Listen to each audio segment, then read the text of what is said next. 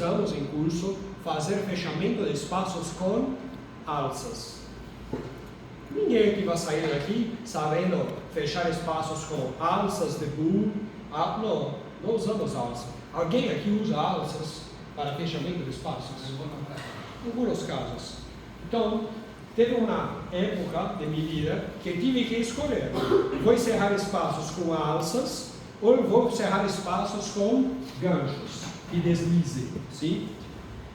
E percebi que é muito mais rápido de aprender isto do que aprender a fazer alças em T, alças em L, alças em U para encerramento do espaço.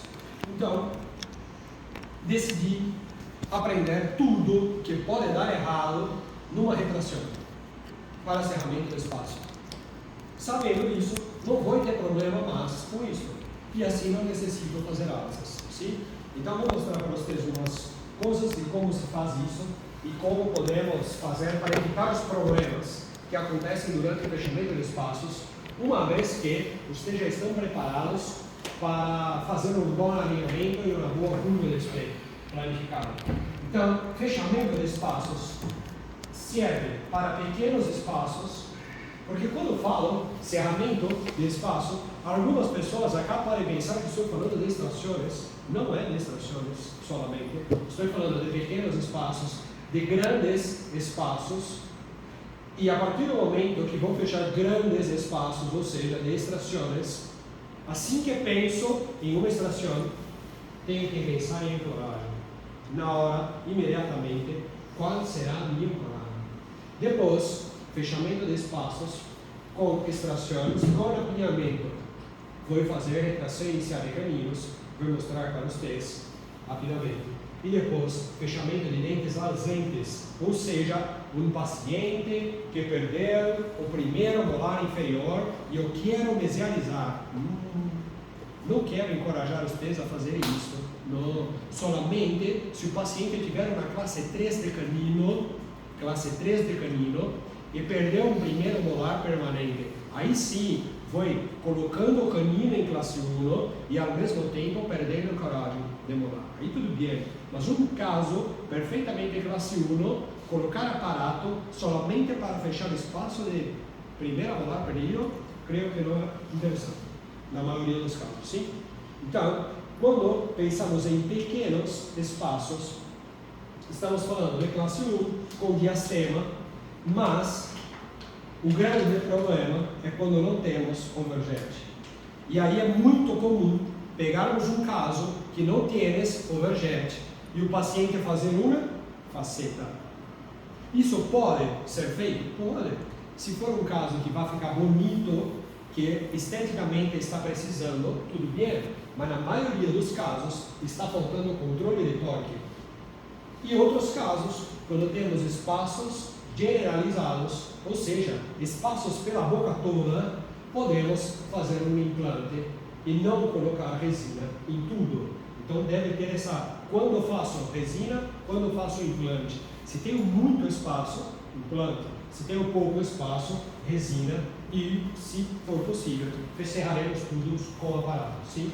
Então veja, começamos um caso com muitos diastemas, mas pequenos. Não são como uma extração. Então vamos começar com um arco bem fininho, fazendo alinhamento e nivelamento. E aí os dois arcos devem estar planos e com curva de espelho totalmente corrigida. E falamos muito disso hoje.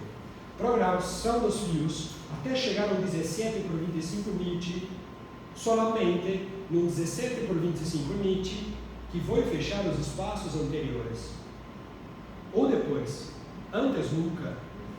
E eu sei de temas anteriores. Por que eu falo isso? Porque os pacientes, nossos pacientes, estão ansiosos para cerrar esse espaço que está cá.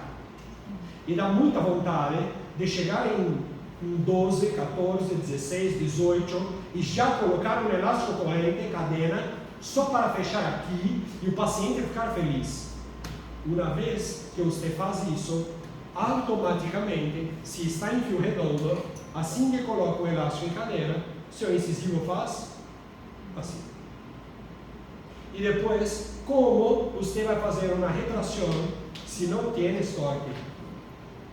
Aí depois terá que colocar torque, esperar esse torque ser lido para depois fazer uma retração. Sim?